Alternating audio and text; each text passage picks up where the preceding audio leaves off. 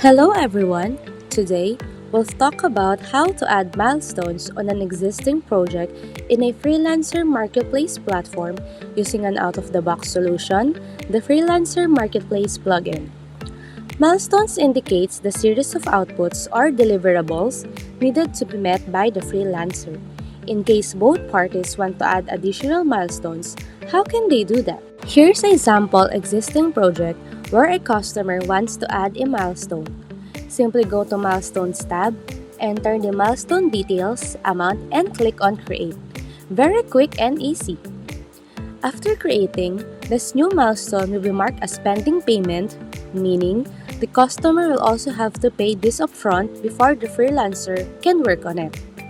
Once paid, it will notify both parties and work for the new milestone can start. There you have it!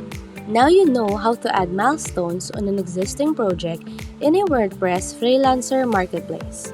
If you want to learn more, just watch our other videos or visit our website at www.pluginsandsnippets.com. Thank you!